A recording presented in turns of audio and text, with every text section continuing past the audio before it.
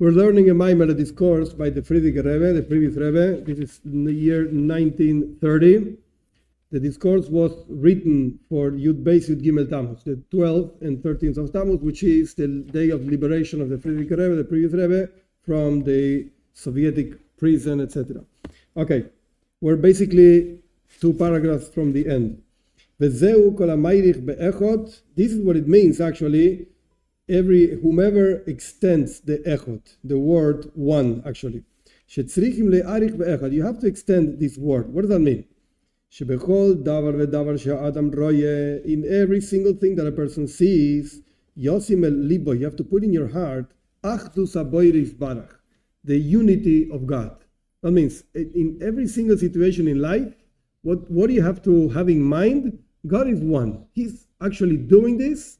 He's actually preparing this for me. Okay, we have to see exactly why and what it means, etc. But this situation is for me. Both that which the person sees in himself or herself, whatever. That means the divine supervision regarding himself. That God gives you your sustenance. And he guards you, etc. Let's not forget that the imprisonment of the previous Rebbe was very hard, and actually he had death penalty. The Russians hated the fact that he was the head of Judaism in whole Russia. We're talking about millions of people, but the point is that he had death penalty, and he's writing, like, remembering those days. This happened 1927, so this is only 3 years afterwards. God is guarding you, so don't worry. Everything is going to be fine. And also the particular divine providence on the Jewish people. Just as our sages say, the Jewish people are like one sheep within 70 wolves. And she is guarded. The sheep is fine. It's going to be fine. 70 wolves around. Don't worry. This is actually interesting.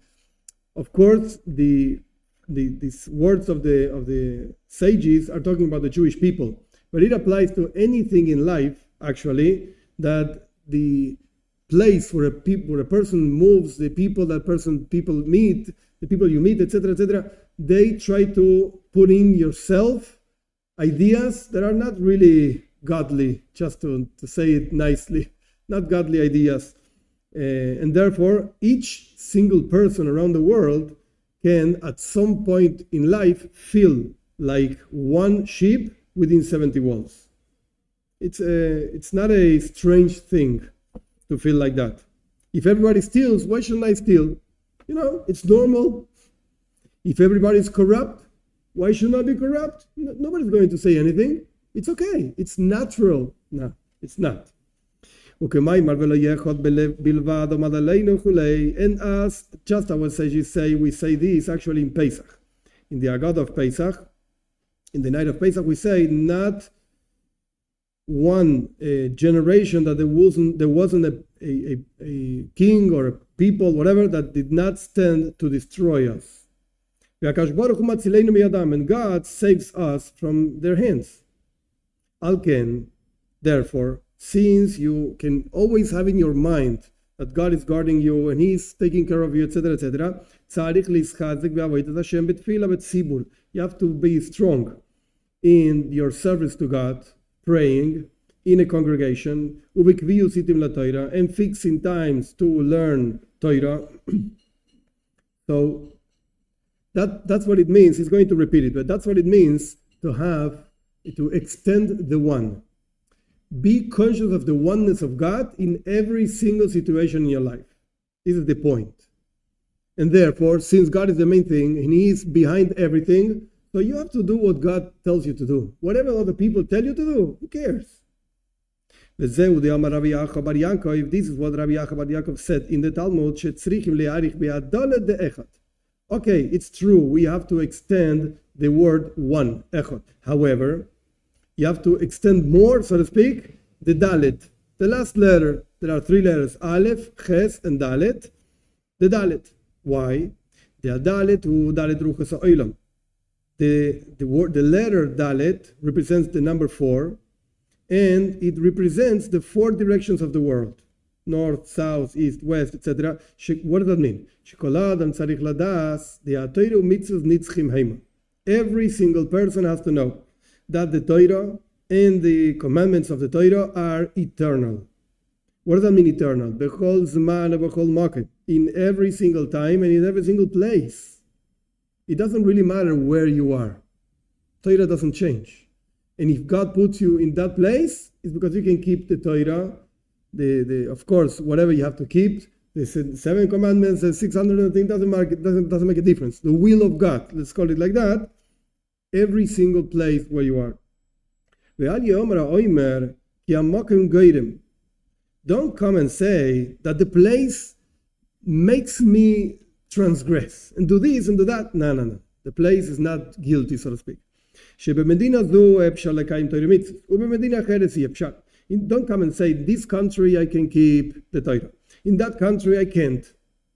Parenthesis, 1930 the previous Rebbe traveled to the United States. And Judaism in the United States in those days was so difficult.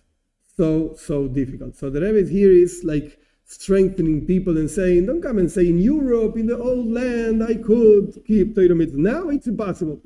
I have to cut my beard and I have to work on Shabbos. No, don't come and say this. It's not true. Torah is eternal. Chas v'shalom leimaken. God forbid to say such a thing. Now, Ksiv, it's written, Ki ke'arba ruches hashamayim perasti eschem. Just as it's a prophecy. I don't remember exactly where it's written, but it's a prophecy. Just as there are 4 directions or 4 winds, whatever, of the heavens, I spread you, said God to the Jewish people. V'amru Razal, and our sages said about this verse, Keshem she'yeh pshal le'olam bli ruchois, kach yeh pshal le'olam bli Israel. Just as the world does not exist without directions, north, south, etc., the same way the world does not exist without the Jewish people. What does that mean?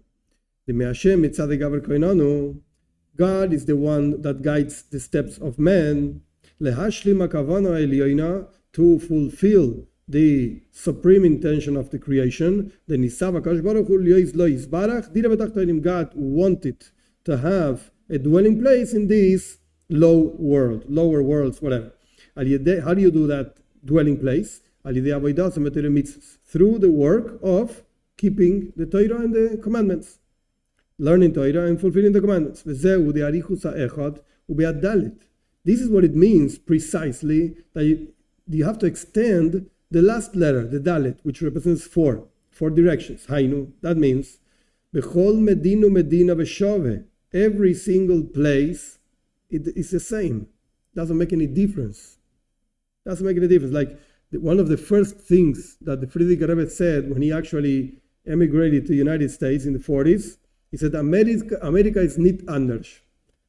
America is not different. Don't think, Europe I can, America I can't. Nicht anders. Not different. It's the same. You have to be the same kind of Jew here, there. It doesn't make any difference where. This is what it means.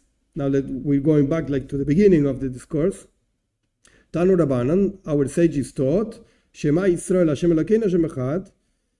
Here, Israel, God, our Lord, God is one. The Shema Yisrael, these 2 words. Here, Israel. Now the Rebbe says in Yiddish to make it clear. Ayid derehert the Havaye Elokeinu. A Jew can feel that God, eternal, is our Lord. As unser koyach und chayus is un Shem Havai. Our strength, our life force comes from this name of God of 4 letters that represents infinity. Was is hecher von der Teva. Was alidei Shem Elokim. And this name of God, Havaye, of 4 letters, is higher than the nature that is created through the name Elokim. Und der Herr kommt von der Neshama. Und der Herr, and that feeling comes from the soul. Verstand in Havaye echot. I'm sorry, I read wrong. Und der Herr kommt von der Neshama Verstand in Havaye echot. This feeling comes from the soul, or whatever. Soul understanding that soul itself understands that God is one. What does that mean, one? Hainu, achdus haboiris barach, the unity of God. In other words, he asked by the beginning of the discourse, why does he say echod, that God is one and not yachid, God is unique? Apparently, he should have said unique, not one. And he, through the discourse, is explaining, look, even in places, in situations where you see multiplicity, where you can even think that maybe God is not even there, or if he's there, there are other powers also. That's what it means, echod. Even in a place where you can have doubt, don't worry. God is one, and he's over there, he's guiding your steps, etc., etc. This is the first part of Shema, of this prayer, so to speak. V'yomar Rabbi Meir, and Rabbi Meir says, Ad kan tzrichim kavanas alev. Up to here, you have to have intention in your heart. And the first two chapters of the discourse were actually a whole discussion. This is actually kavanas hamoyach. You have to understand this. That's something you feel, you understand. So why does the Rabbi Meir say kavanas alev, the feeling, the intention of the heart? That even though this knowledge and this grasping that God is one, that means the infinity of God is one, it expresses itself in this physical world, and that is something intellectual, intention of the brain, of the mind. This is like the main, I would say, one of the main phrases of the whole discourse. It's in the power, it's in the possibility, capacity of every single one, every single Jew says here, to bring that understanding from the mind into the heart, in order to feel it. Because a person can understand many, many things. But if you don't feel it, forget it. You can even go to whatever you understand. You can go against what you understand. Even though you understand it, you're not a fool.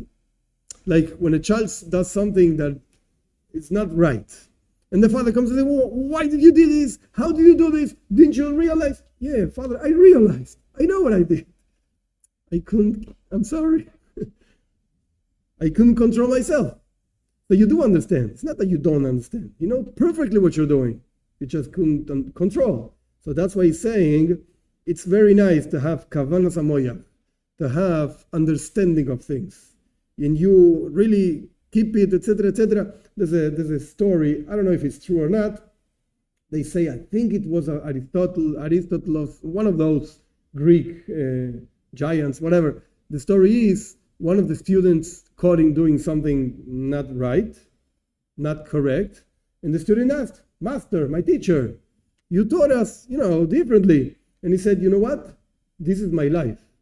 At school, whatever, I'm a master, I can tell you what's right and what's wrong. Right here, this is my life, don't bother me. I do whatever I want. No, that's not Judaism, No, not at all. You have kavanas hamoyach, you understand things, very nice. That has to come down into your heart in order for you to act accordingly to what you understand. Okay, Maimar, just as our sages say, mashvino isaytei tzadik. The Gemara says, the Talmud says that when a child is going to be born or whatever, when the soul is going to be come down, etc., there's a judgment. There's a swear. A swear. The child, the neshama, the soul swears, I'm going to be a tzaddik, a righteous person. How can you make the soul swear that the body is going to be a righteous person? Wait a second, it's not so easy. The soul can have very nice intentions, but the body, pulls a person to do things that are not right. So what's the point of this swearing? God making the neshama, the soul, swear. The explanation of this idea of the Talmud, that God makes the soul swear that is going to be a righteous person in life. The word shavua means swearing, but the same word, it's written, just change one dot on top of the shin, and instead of reading shin, read sin. Just change the way, the place of the dot, and now you're here, soiva. Soiva means to give strength, satisfy a person. like when it says in Parshas Eike, ve'achalta ve'savata u'verachta. You will eat, you will be satiated, and then you will bless God. It's the same word, soiva. And the Rebbe explains, she'noiznim koyach ve'soiva le'aneshama she'tucha lizgaver alaguv ve'nefesh hativi. God, by making the soul swear, shivua, is giving soiva, strength, satisfaction, so to speak, strength, enough strength to the soul to be able to overcome the body and the natural soul. To refine it, and make of the body and the animal soul, etc., a vessel for the light of God, the godliness, in a revealed matter. So what is he saying? You understand that a day is composed of two parts, a night and day. And night is for the day. The night begins before the day. That's very nice. Challenges come to bring out strength. That's very nice. After all, you have to understand that all of that, behind all of that, is the unity of God. One. And He's guiding you, and not only guiding you through problems, who wants problems, He's giving you the strength to overcome those problems. And that's why God, he brought, so to speak, this idea in the Talmud of Shavua, of the swearing, and soiva, satisfying, so to speak, the soul with strength in order to be able to overcome all challenges and all problems, etc., etc. And don't come and say, no, I can't, because now I live in the United States, now I live in Argentina, now I live in... I don't care. I don't care where you are. Torah is eternal. And that has to, in order to happen, has to come down to the heart. It's not enough, the mind. It's not enough. That's why Rabbi Meir said, ad kan tzrichim kavanas aleiv. Now you have to put this into your heart. V'omar, Rabbi Meir, said Rabbi Meir, that ad kan tzrichim kavanas aleiv. Up to here, the first verse, Shema Israel, you need intention of the heart. Hainu, that means the yediyah zay lo tishar rak b'moyach, this knowledge of God and oneness and nature and beyond nature, very nice. This does not have to remain just in the mind. You have to bring it down into the intention of your heart. What for? In order to bring it in good character traits in a practical life. This is also something that the Friedrich Rebbe insists a lot in this type of discourses. Midos toivis, behave like a mensch, like a good person. Be a good person. That's like the bottom line. This is what it means. Everyone or whomever extends the one, every single person according to his strength, power, capacities, etc., has to extend the one. Now, this means in understanding that God is one. The main thing is to extend the last letter, the Dalet,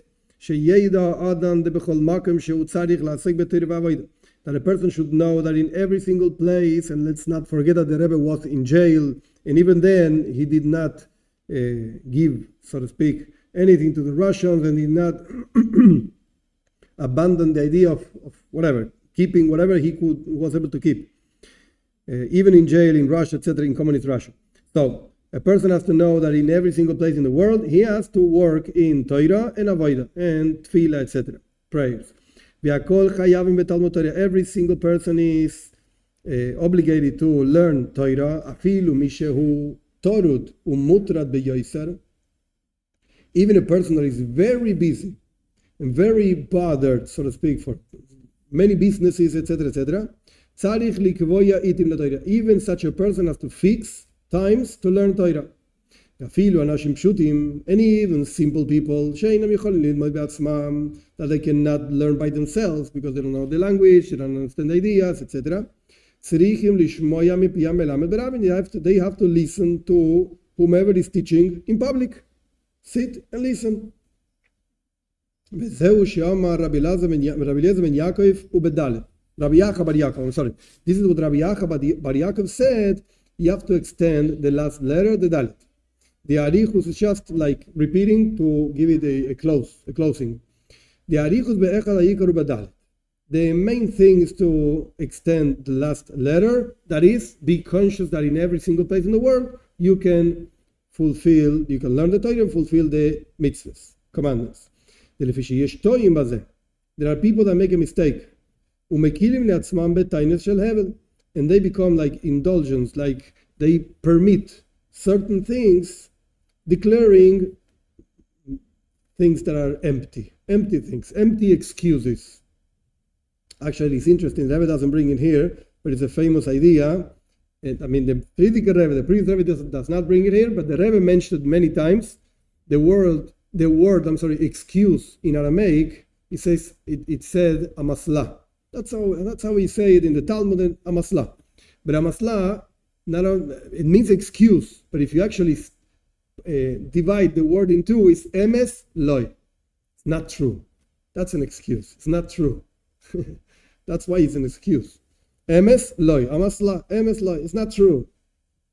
So people make a mistake and they permit things with excuses.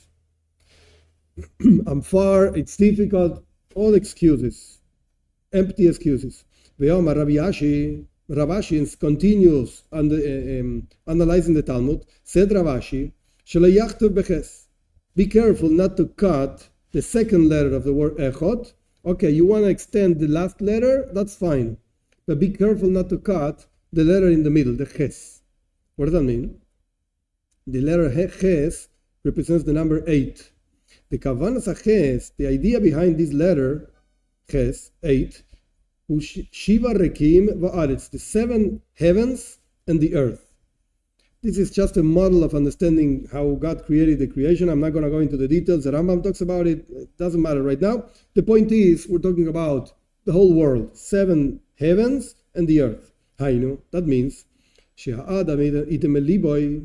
the Yeridas HaNeshama Baguf, V'Bishvila Kavana, the Nisav HaKadosh Baruch Hu Liot Lo Yizbarach Dira B'Tachtoinu. A person should put into heart that the descent of the soul into the body is for a purpose. And the purpose is that God wanted to have a dwelling place in these lower worlds. The Zewa Shiva Rekim Va'aretz. This is what it means. You have heavens, like spiritual things, and you have earth, like material things. And the Neshama, the soul, comes from a very spiritual place and gets inside, it's put inside a very physical place, so to speak, the body. The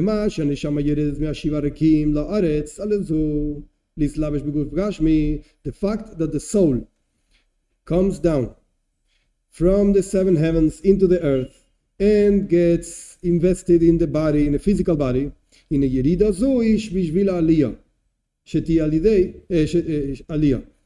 This descent is for a later ascent, higher ascent, as we're going to learn in a minute. How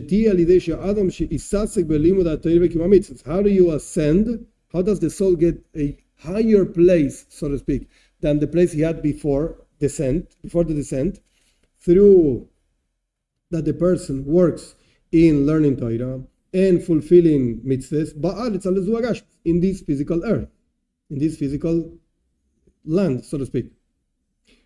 Now, this descent is the purpose, so to speak, is for a later ascent. Very nice, but you have a time for this. It's not infinite, so to speak. So before going into the next piece, small piece, but before that, what did the Rebbe just said? The Rebbe said, okay, look, it's very interesting to know that every single place in the world where you are, you have the same obligations to learn Torah and fulfill mitzvahs. Okay, that's the dalet. But don't cut the ches.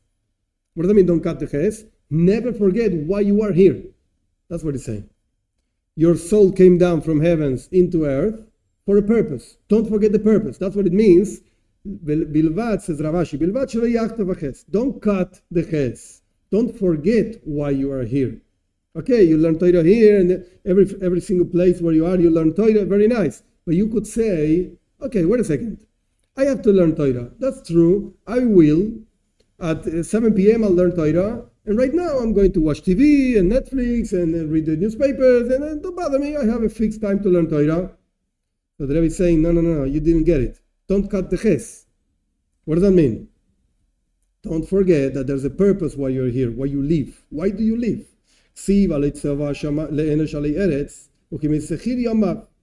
a verse in Iyov, difficult to translate. Is it not, says Iyov, is it not, I don't remember exactly who said it, if Iyov or one of his friends, whatever, but the verse says, is it not true that God gave Sava le'enosh, a specific time for men, Ali Eretz, in the earth.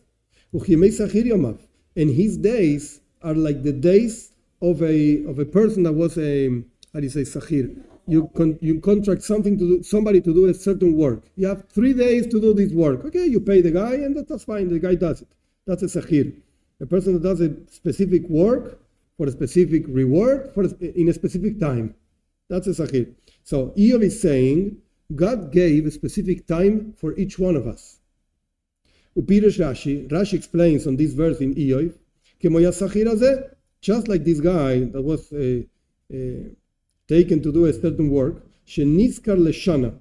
He was hired for 1 year. You hired a person for 1 year. And this guy works and works and works, but he knows that when the year finishes, that's it. You don't have any more jobs. Kena Adam, just like that is the man. You have to really put your heart into understanding and knowing you were given a specific fixed time. How many years are you going to live in this world? As soon as you are born, you have a date of, how do you say? The date where this is over? Okay. When you're born. And it's written, Yami Yutzaru, God formed days, etc. Every single one of us, our days and our years are measured. It's written today, you have the possibility of doing what you have to do, your mitzvahs, your commandments, your Torah, etc., etc. The limud Torah, leman leida es amaisa sheriasun, you have to learn Torah to know, in order to know what you have to do. And the fulfillment of commandments are just in this world, just now. And this is the purpose why God sent the soul down here. This is what it means that you do not have to cut the ches. Don't forget the purpose. Don't forget the purpose. That means, it sounds strange, but every single second in the life of a person has a purpose. Some of us, we just waste time. Okay, that's our problem. But that doesn't mean that that particular second was created by God to be wasted. No. It had a purpose to do something good, to reveal His presence in the world, etc., etc. You misused it, that's your problem. And you're going to be accountable for that. But that's your problem. Every single second has a purpose. And don't forget the purpose. That's what it means. Don't cut the ches. Don't cut this letter that represents the neshama coming down, the soul coming down into the world, etc. And other Rebbe says the same thing, just in Yiddish. Der Mensch soll nicht vergessen. A person cannot forget auf ein Emes, the truth, zu lieb dem, was ist gekommen auf der Welt. The truth, why you actually came into the world. Don't forget it. You don't have to forget this. Und als wird liegen in them, and when a person actually thinks about it and is into this, mit an Emes, truthfully, really, you are conscious of this, automatically you will extend the dalet, the last letter. So now he turned around the thing. We started speaking about the dalet. The dalet means you have to keep Torah mitzvahs everywhere. And then comes Rav Ashi and says, hey, don't forget the ches. So the Rebbe is saying, exactly, this is the way it works. If you don't forget the ches, automatically you're going to extend the dalet. What does that mean? Every single place where you are, you will learn Torah and keep the commandments, etc. So if you don't forget, I'll say it the other way. If you're constantly conscious of the fact that your life has a purpose, the reason why you live, in the place where you live, and the people you know, every single detail has a purpose, and God is behind that purpose. That's the Echad. Shema Yisrael Hashem Elokeinu Hashem Echad. God is one. He's behind every single thing that happens to every single human being in the whole world, and in the planets and whatever, everything in the universe. He is behind everything. If a person remembers this and has in mind, keeps in mind the ches, the purpose. You have a purpose. Why you meet somebody, why you're walking in the street, why you're talking to somebody else, etc., etc. Automatically, what are you going to do every single where you are, every single place where you are? You're going to learn Torah and you're going to keep mitzvahs. That's the Dalet. So if you take the three letters, Aleph, Ches, and Dalet. The Aleph represents Alufoi Shelayim, God, the one. The Ches represents 7 heavens and the earth, the purpose. The Aleph represents God. He's behind everything. The Ches represents purpose. And the Dalet represents every single place where you are. In every single time of the year or whatever of your life, you have to keep Torah mitzvahs. So if you remember these 3 things, you're fine. You're going to do whatever God wants. This is what it means actually, whomever extends the one, Hainu. That means, now he brings another idea, very powerful. A person gives himself, herself is the same thing, to extend the one. What does that mean, to extend the one? That you give yourself, your life, to extend the one. To publicize the divinity of God in every single corner of the world. When you give your life to this, God is going to give you more life, more days and more years.